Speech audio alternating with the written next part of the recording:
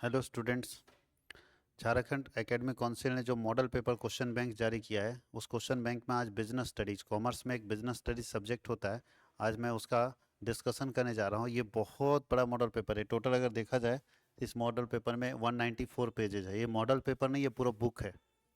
ये पूरा बुक है। स्टूडेंट को पूरा बुक पढ़ना होगा। सिर्फ बिजनेस स्टडी के लिए 194 पेज, 194 पेज का ये पूरा पीडीएफ है। तो हम लोग पूरा इसको कंप्लीट पढ़ेंगे। कुछ क्लासेस मैं यूट्यूब पे फ्री दे दूंगा, लेकिन कुछ क्लासेस आपके पेड कोर्स में रहेंगे, क्योंकि जो टीचर हम लोग अवेलेबल करते हैं उनको पेमेंट करना होता है, वो फ्री में नहीं पढ़ाने वाले। तो इसके लिए 199 में आपको एक सब्जेक्ट का पूरा कोर्स मिल जाएगा, यानी एक सब्जेक्ट का पूरा कोर्स 199 रुपये में आप ले सकते हैं। ये मेरे एप्लीकेशन पे अवेलेबल हो जाएगा। और यहाँ लिखा ही रहेगा क्वेश्चन बैंक। जैसे आप क्वेश्चन बैंक में जाते हैं, वो लिखा रहेगा सारे सब्जेक्ट वाइज सब्जेक्ट, आप जाके वहाँ पे कोर्सेस ले सकते हैं 199 में। अगर आप एक को सब्जेक्ट लगता है कि हमको अकाउंट्स लेना चाहिए, या बीएसटी लेना चाहिए, या इकोनॉमिक्स लेना चाहिए, पॉलिटिकल साइंस लेना चाहिए, या हिस्ट्री लेना चाहिए, ज्योग्राफी लेना चाहिए, साइंस में अगर हम देखें physics, chemistry, math, bio, computer science लेना चाहिए, तो जो आपको लेने का मन करता है आप ले सकते हैं। हर कोर्स 199 में अवेलेबल है। इसमें आपको पूरा फुल जो मॉडल क्वेश्चन आया है उसका पूरा वीडियो मिलेगा, लाइव क्लास मिलेगा। पहला तो लाइव क्लास मिलेगा, क्योंकि यूट्यूब पे इतने सारे लाइव क्लासेस पॉसिबल नहीं है।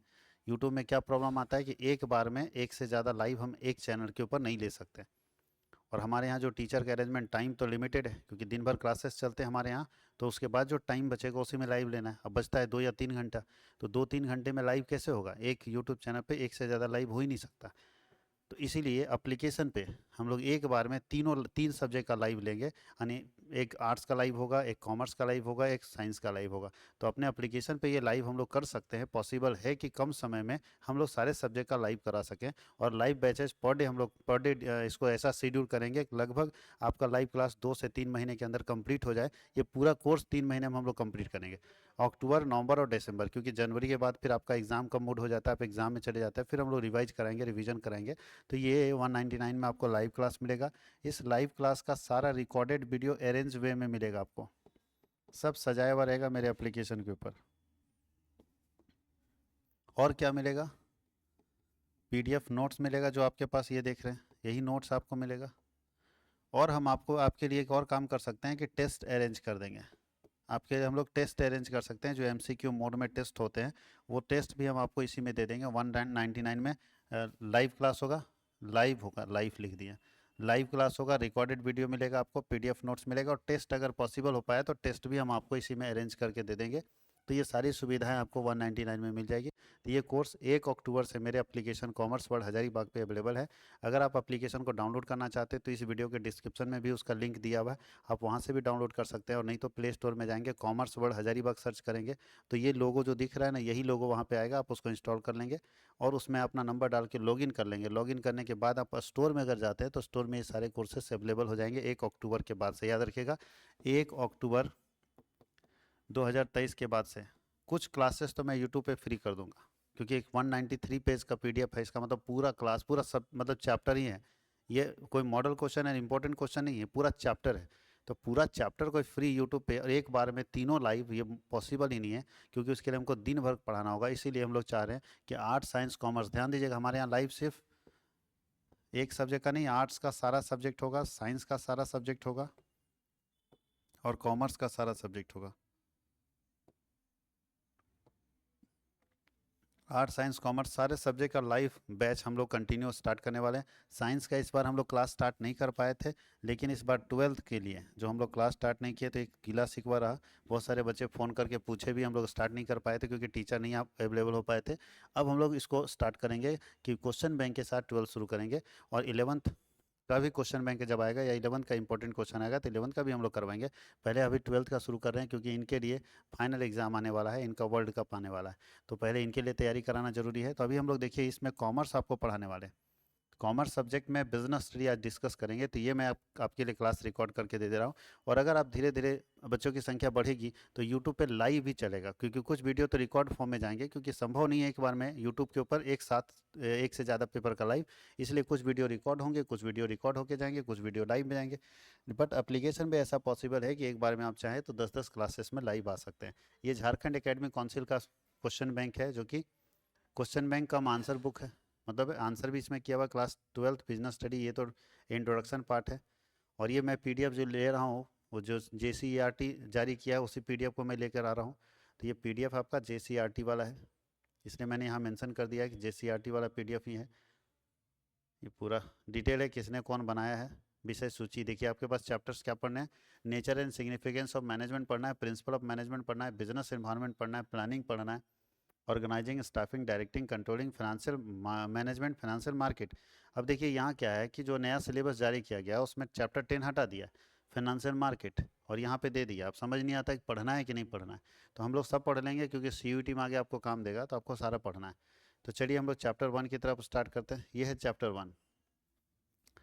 चैप्टर 1 आपको यहाँ आंसर भी दिया हुआ है, अगर आप चाहें तो एमसीक्यू तो खुद भी कर सकते हैं, आंसर दिया हुआ है। सबसे पहला क्या बोल रहा है, लेकिन हम लोग अगर डिटेल करके समझते हुए आंसर करेंगे तो ज़्यादा मजा आएगा और ज़्यादा से अच्छे से हमको समझ में आएगा। तो पहला क्वेश्चन हम लोग चैप्टर 1 पढ़ रहे हैं, बीएसटी का ये सब्जेक्ट है बीएसटी, इसका चैप्टर 1 हम लोग पढ़ रहे हैं। चैप्टर 1 का नाम है nature and significance of management. Management प्रबंध की प्रकृति क्या है और प्रबंध का महत्व क्या है, ये दोनों चीज़ हम लोगों को पढ़ना है।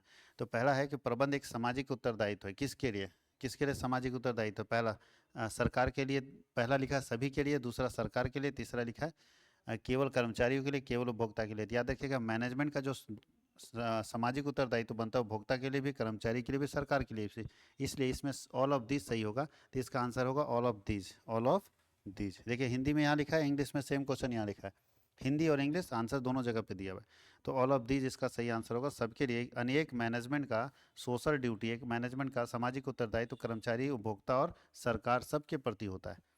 प्रबंध एक पेशा है, यह कथन किसका है, प्रबंध एक पेशा है यह कथन किसका है। तो यह कथन अमेरिका, ये तो सबका आंसर दिया हुआ है, अमेरिकन प्रबंध एसोसिएशन का है, अमेरिकन मैनेजमेंट एसोसिएशन का है। आगे लिखा है प्रबंध के कितने स्तर होते हैं, प्रबंध में 3 स्तर होते हैं। कौन कितने स्तर होते हैं, 3 स्तर होते हैं। तो इसका आंसर बी होगा। कौन कौन से होते हैं, तो top level management, middle level management और लोअर लेवल मैनेजमेंट। 3 लेवल होते हैं मैनेजमेंट के, top level management, middle level management और लोअर लेवल मैनेजमेंट। ठीक है, यह सुपरवाइजरी लेवल मैनेजमेंट बोलते हैं। मैनेजमेंट का अगर देखा जाए तो इसेंस क्या है, तो कोऑर्डिनेशन को मैनेजमेंट का इसेंस बोला जाता है। किसको बोला जाता है, कोऑर्डिनेशन को मैनेजमेंट का इसेंस बोला जाता है। कि coordination is the essence of management, समन्वय प्रबंध का सार है। तो पूछेगा कि प्रबंध का सार कौन है, तो समन्वय है। प्रबंध क्या है, कला है, बिल्कुल सही है। विज्ञान है, बिल्कुल सही है। दोनों है, बिल्कुल सही है। तो दोनों ही बिल्कुल सही होगा, क्योंकि कला भी और विज्ञान भी है, तो इसलिए दोनों है। तो प्रबंध क्या है, मैनेजमेंट क्या है, दोनों है, कला भी है और विज्ञान भी। यानी एक मैनेजमेंट इज एन आर्ट और science both, management is an art और साइंस बोथ। यहाँ देखिए लिखा है मैनेजमेंट क्या है, आर्ट भी है और साइंस भी है। अच्छा, कोऑर्डिनेशन क्या है, ऐच्छिक है, आवश्यक है, अनावश्यक है। मतलब कोऑर्डिनेशन करना चाहिए, एकदम कंपलसरी है। पहला है ऑप्शनल है, वॉलेंटरी है, अपनी इच्छा पर निर्भर करता है, मन करता है तो कीजिए, नहीं मन करता मत कीजिए। अननेसेसरी है, जरूरत नहीं है। या ऐच्छिक है, तो याद रखिएगा आवश्यक है, कोऑर्डिनेशन आपको करना ही होगा। कोऑर्डिनेशन क्या है, आवश्यक है। अगर आप कोऑर्डिनेशन नहीं करेंगे तो आपको बिजनेस में ग्रोथ नहीं दिखेगा, इसलिए कोऑर्डिनेशन नेसेसरी है, याद रखिएगा। कोऑर्डिनेशन क्या है, नेसेसरी। प्रबंध कला है, खुद से काम करने का नहीं, दूसरे से काम लेने का नहीं। तीसरा लिखा है कि स्वयं काम करने और दूसरों से काम लेने का। और चौथा में लिखा है इनमें से कोई नहीं। ध्यान ये दीजिएगा, पुराना अगर परिभाषा आप जानते हैं तो पुराना परिभाषा के हिसाब से सी सही है। प्रबंध का मतलब होता था खुद भी काम करो और दूसरे से भी काम करो, लेकिन मॉडर्न डेफिनेशन के हिसाब से बी सही है, और यहाँ बी ही लिखा हुआ है। आज मैनेजमेंट दूसरों से काम कराने की कला है, कि अगर आपके पास ये टैलेंट है कि आप दूसरों से काम करा लेते हैं तो ये मैनेजमेंट है। खुद काम करेंगे तो मैनेजमेंट कहाँ है। पुराने ज़माने में लोग बोलता था खुद का काम करो, दूसरे से काम करो तो वो मैनेजमेंट है। तो अभी हम लोग ध्यान दीजिएगा, दूसरों से काम लेने की कला ही मैनेजमेंट है। Management is an art of taking work from others, taking work from others. दूसरों से काम लेने की कला क्या कहलाती है, प्रबंध कहलाती है, टेकिंग वर्क फ्रॉम अदर्स। बोलता है प्रबंध का हस्तांतरण, प्रबंध उत्तरदायित्व का हस्तांतरण है, क्योंकि इसमें प्रबंध क्या है, एक ट्रांसफर ऑफ रिस्पॉन्सिबिलिटी है। प्रबंध में क्या होता है, ट्रांसफर ऑफ रिस्पॉन्सिबिलिटी होता है, क्योंकि इसमें क्या होता है, मशीन होते हैं, इसलिए रिस्पॉन्सिबिलिटी होगा। तो मशीन होने के कारण क्या होता है, यहाँ ट्रांसफर ऑफ रिस्पॉन्सिबिलिटी शामिल होता है। प्रबंध की प्रकृति है, प्रबंध क्या है बताइए, जन्मजात प्रतिभा के रूप में, अर्जित प्रतिभा के रूप में, दोनों, और इनमें से कोई नहीं। तो सब जानते हैं प्रबंध क्या है, दोनों है। कुछ जन्म से अपने अंदर आता है, कुछ हम सीखते हैं। यानी मैनेजमेंट क्या है, दोनों है। पहला क्या बोल रहा है, by born inborn ability है, यानी जन्म के साथ भी मैनेजरियल क्वालिटी है लोगों में आता है, और लोग सीखते भी हैं, तो इसलिए दोनों यहाँ सही होगा कि दोनों है। मैनेजमेंट आर्ट ये जन्म के साथ भी होता है, और मैनेजमेंट क्या है, पढ़ के भी सीखा जाता है। तो मैनेजमेंट जो एक है वो दोनों क्वालिटी, जन्मजात प्रतिभा भी है और पढ़ के भी सीखा जाता है। उसके आगे क्वेश्चन लिखा है, 10 ही क्वेश्चन दिया है। Maximum incentive given giving function of management, कौन सा ऐसा फंक्शन ऑफ मैनेजमेंट है, कौन सा ऐसा फंक्शन ऑफ मैनेजमेंट है जो आपको सबसे ज़्यादा इंसेंटिव देता है, सबसे ज़्यादा प्रेरणा देने वाला काम कौन है? तो स्टाफिंग में प्रेरणा नहीं मिलता, ऑर्गेनाइजेशन में मिलता है लेकिन कम मिलता है, मोटिवेशन में सबसे ज़्यादा प्रेरणा मिलता है। तो सबसे ज़्यादा प्रेरणा देने वाला काम कौन सा है? मोटिवेशन। सबसे ज़्यादा प्रेरणा देने वाला काम कौन सा है? मोटिवेशन है। अब चलते हम लोग, ये तो हम लोग क्वेश्चन को देख लिए शॉर्ट। अब देखो यहाँ पे आपके पास एमसीक्यू भले 10 पूछा हुआ है, लेकिन आपको तो 40 पूछेगा। बट ये चैप्टर बाई चैप्टर दिया है, तो एक चैप्टर में 10 क्वेश्चन अपना मॉडल क्वेश्चन बना के दिया हुआ है, इसको भी पढ़ना है। उसके साथ साथ हम लोग अपने एमसीक्यू क्वेश्चन को भी पढ़ाएंगे। अगर आप लाइव बाइस में 199 वाले में जाते हैं तो आपको हम लोग अपना जो मॉडल पेपर बनाए उसको भी वहाँ सॉल्व करके देंगे, कॉमर्स और आर्ट्स के लिए। साइंस के लिए तो सिर्फ क्वेश्चन बैंक ही मिलेगा, क्योंकि साइंस के टीचर अगर रेडी होंगे उसके लिए तब हम लोग बात करेंगे। तो चलिए हम लोग चलते हैं very short answer type question में क्या क्या पूछा जा सकता है। पहला क्वेश्चन है, व्हाट इज मैनेजमेंट या what is meant by management? Management means decision making related to managerial activity. Management means decision making related to managerial activity. इसका मतलब होता है कि प्रबंध का मतलब क्या होता है? निर्णय लेना। प्रबंधकीय क्रियाओं से संबंधित निर्णय लेना प्रबंध कहलाता है। जैसे क्या बनाना है, जब प्लानिंग हम लोग करते हैं, ऑर्गेनाइजिंग करते हैं, स्टाफिंग करते हैं, डायरेक्टिंग कंट्रोलिंग करते हैं, उनसे संबंधित सारे काम करना मैनेजमेंट कहलाता है। दूसरा लिखा है, मैनेजमेंट के दो विशेषता बताइए। तो मैनेजमेंट का पहला विशेषता, management is a purposeful activity यानी ऑब्जेक्टिव एक्टिविटी। उसका पहले ही उद्देश्य तय रहता है कि क्या करना है। और मैनेजमेंट जो है सर्वव्यापी है, यूनिवर्सल एक्टिविटी है। उस घटक को पहचाने और बताए जो प्रबंध के सभी अन्य कार्यों को बांधता है। यानी ऐसा कौन सा फंक्शन है जो सारे कामों को जोड़ता है? तो याद रखिएगा, कोऑर्डिनेशन एक ऐसा फंक्शन है, समन्वय एक ऐसा क्रिया है जो सारे कामों को जोड़ता है। मैनेजमेंट के सारे कामों को आपस में जोड़ने वाला काम का नाम क्या है? कोऑर्डिनेशन। किसी संगठन के विकास में किन्हीं दो संकेतकों की सूची बनाई। दो ऐसे संकेतक बनाए जो किसी भी संगठन को विकसित कर सकता है, डेवलप कर सकता है। तो पहला, इंक्रीज इन सेल टर्नओवर, अगर आपकी बिक्री बढ़ेगी तो आप ग्रोथ कर रहे हैं। और दूसरा है increase in investment of capital, अगर पूंजी आपका बढ़ रहा है तो भी आप ग्रो कर रहे हैं।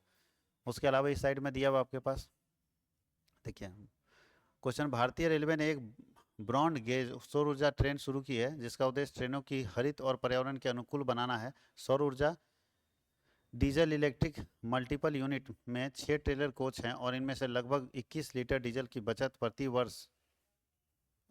और प्रतिवर्ष 12 लाख रुपए की बचत सुनिश्चित करने की उम्मीद है। उपरोक्त मामले में भारतीय रेलवे द्वारा हासिल प्रबंधन के उद्देश्यों का नाम बताइए। कौन सा उद्देश्य हासिल किया इंडियन रेलवे? क्या कर रहा है कि इंडियन रेलवे ये 2100 लीटर डीजल बचा देता है। अगर ये लोग एक ऐसा टेक्निक बनाया जिसके जरिए पर्यावरण को भी बचाता है, और पर्यावरण तो बचा सेफ ही होता है। 21,000 लीटर डीजल बताता है, जिस हिसाब से साल भर में 12 लाख रुपए का बचत होता है रेलवे का। तो हम ये जानना चाहते हैं कि रेलवे कौन सा सामाजिक उद्देश्य का पूर्ति कर रहा है। तो बोलता है सामाजिक उद्देश्य वह प्रबंधन लक्ष्य है जिसे भारतीय रेलवे ने पूरा किया, यानी सोशल ड्यूटी पूरा किया, सामाजिक उद्देश्य पूरा किया। ये कौन सा उद्देश्य पूरा हुआ है? बोलता है किस तरह का उद्देश्य पूरा हुआ है? तो 3 तरह का उद्देश्य होता है। ऑर्गेनाइजेशनल ऑब्जेक्टिव होता है, सोशल ऑब्जेक्टिव होता है, पर्सनल ऑब्जेक्टिव होता है। तो यहाँ पे कौन सा ऑब्जेक्टिव पूरा किया? सोशल ऑब्जेक्टिव पूरा किया, सामाजिक उद्देश्य पूरा किया। और मैनेजमेंट के 3 objective, personal objective, social objective, organisational objective. संस्था का उद्देश्य होता है, समाज का उद्देश्य होता है और व्यक्तिगत उद्देश्य होता है। यहाँ पे जो उद्देश्य पूरा होगा क्या हुआ? समाज का, क्योंकि इसका सीधा फायदा समाज को मिलेगा। 12 लाख रुपए सरकार का बचेगा, सरकार उस पैसे को समाज के लिए खर्च करेगी।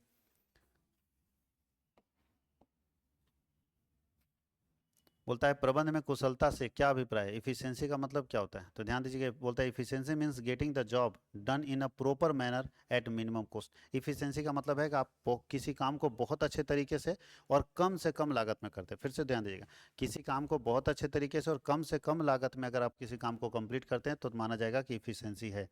What is meant by effectiveness in management? Efficiency में बोलता है कि कम कॉस्ट में, यहाँ बोलता है कम टाइम में।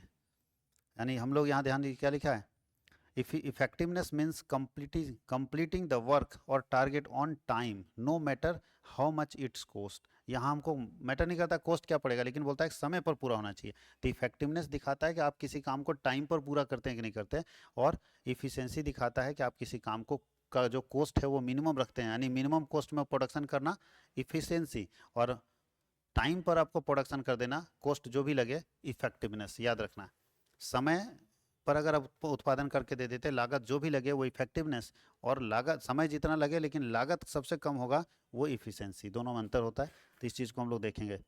हम लोग देखें शॉर्ट आंसर टाइप क्वेश्चन में, बोलता है रितु एक बड़े कॉरपोरेट हाउस के उत्तरी प्रभाग की प्रबंधक है, वह संगठन के किस स्तर पर काम करती है, उसके बुनियादी कार्य क्या है।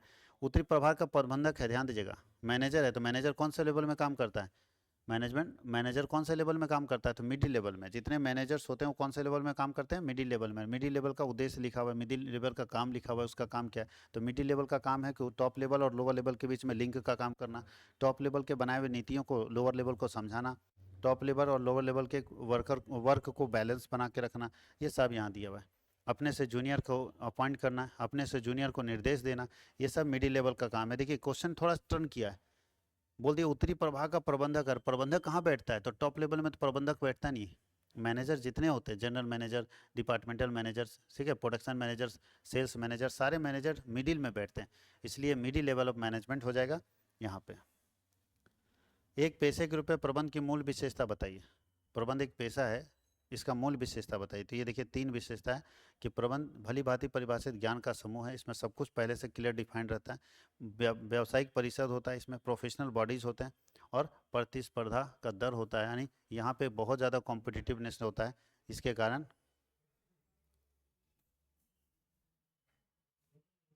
प्रबंध को आयामी अवधारणा क्यों माना जाता है, मैनेजमेंट को मल्टी डायमेंशनल क्यों माना जाता है, क्योंकि मैनेजमेंट क्या है, मैनेजमेंट ऑफ वर्क है, मैनेजमेंट ऑफ पीपल और management of operations. Management operation में भी यूज़ होता है, पीपल में यूज़ होता है, और वर्क में यूज़ होता है, यहाँ तक कि घर में यूज़ होता है, स्कूल में यूज़ होता है, इसलिए इसको मल्टी डायमेंशनल मानते हैं हम लोग। कोई दिक्कत है, तो ये बात आपको ध्यान रखना। इसमें कुछ क्वेश्चन और हम लोग का छूटा हुआ है, जो कि हम लोग अगले जब क्लास में लाइव लेंगे, सबको एक साथ लेकर आएंगे, तब हम लोग बताएंगे। तो ये हम लोग थोड़ा सा इंट्रोडक्शन दिया आपको, ताकि आपको जानना चाहिए कि कैसे हमको पढ़ना है, और अगर सही तरीके से इसकी तैयारी करें। वैसे ये परफेक्ट नहीं है, सब कुछ नहीं है, लेकिन हम लोग कोशिश करेंगे कि लाइव जो बैच हम लोग लेंगे, हमारा जो पेड कोर्स है 199 का, उसमें आपको पूरा कंप्लीट दे दें, कंप्लीट वीडियोस दे देंगे, ताकि आप वहाँ से भी सीख सकते हैं, वहाँ से भी पढ़ सकते हैं। वो सारा कंप्लीट वीडियो जो हमारे बेसिक कोर्स का है, उसका पीडीएफ भी हम आपको वहाँ अवेलेबल कर देंगे, ताकि आपको इसके अलावा कुछ और पढ़ने का मन करे तो आप पढ़ सकते हैं, ताकि कोई क्वेश्चन छूटे नहीं, क्योंकि ज़रूरी नहीं कि इसमें सारा चैप्टर का क्वेश्चन डाला हुआ है, कुछ क्वेश्चन इसमें मिसिंग है। तो अगर हम सही तरीके से, प्रॉपर तरीके से उसको लेके आएंगे, तो आपके लिए बहुत आसान पड़ने वाला है। आप बस इस बात को ध्यान रखना कि अपनी तैयारी अगर स्ट्रॉन्ग करनी है, तो आप कॉमर्स वर्ल्ड हजारीबाग के साथ जुड़ें, अपने दोस्तों को भी बताएं कॉमर्स वर्ल्ड हजारीबाग के बारे में, और उन्हें भी इंस्टॉल करवाएं अपना मेरा एप्लीकेशन, और उन्हें भी जोड़ें मेरे साथ, चाहे वो सब्जेक्ट आर्ट्स के हों, चाहे कॉमर्स के हो, चाहे वो साइंस के हो। Thank you.